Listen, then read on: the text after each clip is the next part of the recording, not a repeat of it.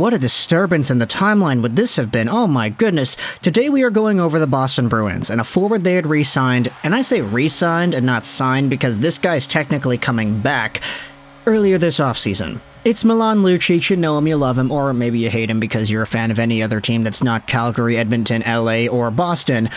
But Lucic has had a really intriguing career up to this point. Stanley Cup champion, Boston Bruins 2011, eventually made the tour around to those teams that we had talked about, bounced around in Alberta for a little bit before becoming a free agent, and eventually he had re-signed with the Boston Bruins, bringing everything full circle and reuniting himself with Marchand? I guess everybody else is gone. I mean, Krejci is gone, Bergeron's gone. Yeah, Lucic was able to come back right when those guys left, so yeah, unfortunate. But either way, we had ourselves an interview done with Milan Lucic on the Spittin' Chicklets podcast, where he talks about a few other scenarios that presented themselves in the offseason and other teams that were interested in trying to sign him. We're heading over onto Boston hockey now because Jimmy Murphy, a few days ago on August 3rd, published the piece going over the update. Here is the title of the article. The Maple Leafs and the Blackhawks tried to sign Lucic.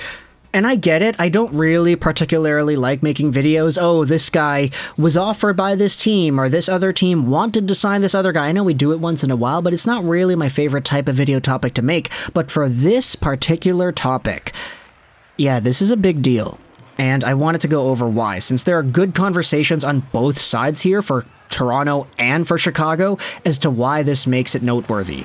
If we go down into the article, the Spittin' Chicklets podcast is shouted out here.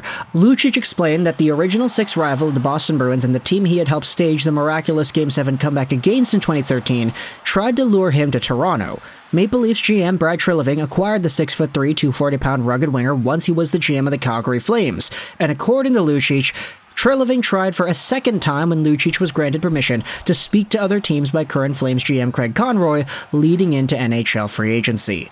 Unfortunately for Brad Treliving, there was no way that Milan Lucic, who will clearly bleed black and gold forever, would wear the blue and white of the Leafs.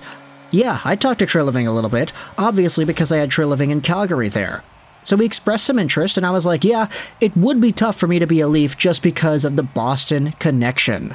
And you know what, I get it, it might be retrospect, it might be, okay, he's already a Bruin, why would he say that he'd be willing to go to Toronto? Maybe in like 10 years when he's retired he might say something different, but realistically, this is something that I think the Toronto Maple Leafs fans could really appreciate about what Brad Treliving is trying to do.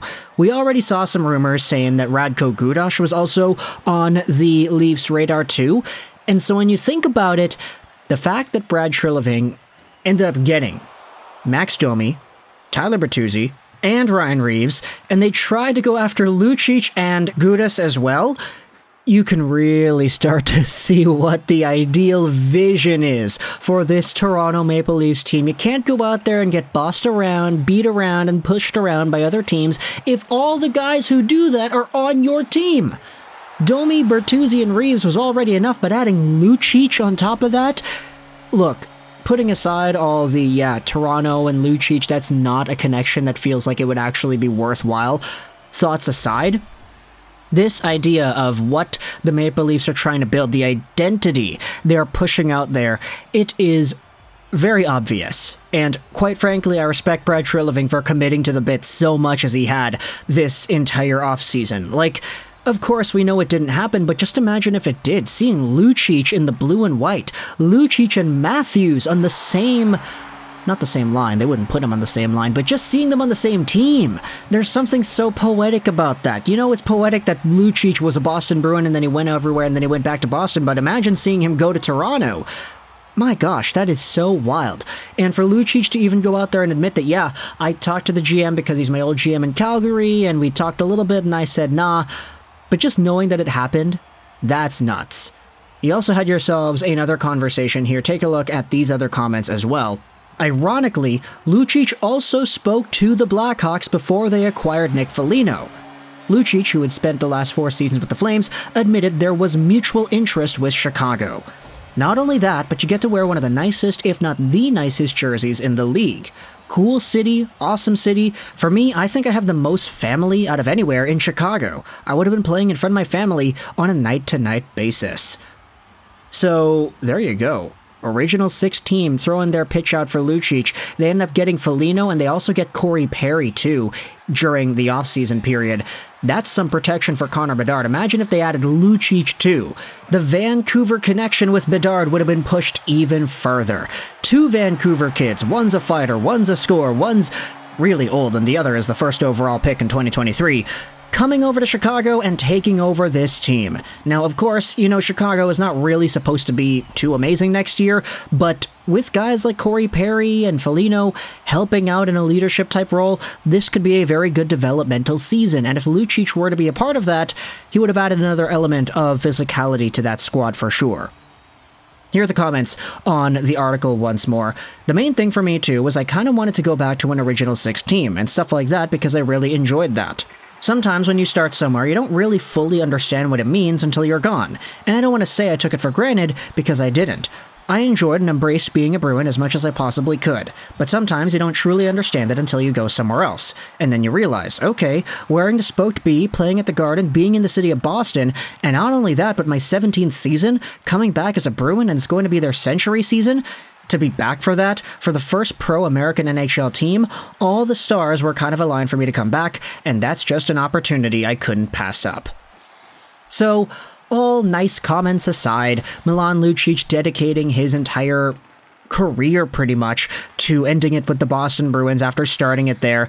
It's all nice to see, but of course, it's nice to see what other opportunities could have presented themselves too. How the Toronto Maple Leafs were really bolstering up a lineup of fighters, of beasts to play in their bottom lineup, and how the Chicago Blackhawks were looking for some more veteran mentorship and leadership out of physical tough guys for Connor Bedard. You don't want to see Bedard get pushed around, which is why Corey Perry's going to come in there and stand up for the guy. Same thing could be said about Marner and Matthews and how the Toronto Maple Leafs had their hand in pitching their services to Lucic as well.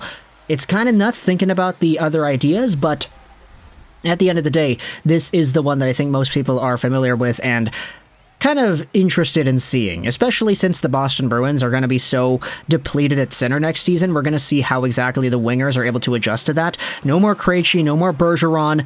You've got Zacha, who has to take a big step up. Charlie Coyle's going to be there too. How exactly are the Boston Bruins going to perform under this new sort of era?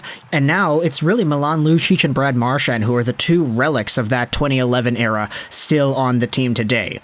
Let me know your thoughts in the comment section below. How do you feel about Milan Lucic being approached by the Blackhawks and the Leafs? How would you have reacted if they actually signed this guy? If Milan Lucic was in Toronto, how would you feel about that? Do you think it would have been overkill having him alongside of Domi, Reeves, and Bertuzzi, or do you think it would have been just right? Would you have not wanted to do this because it's Lucic in particular?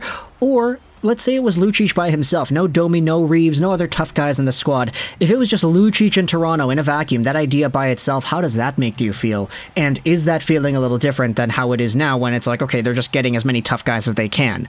Let me know your thoughts in the comment section below. I hope you enjoyed this video. And bye.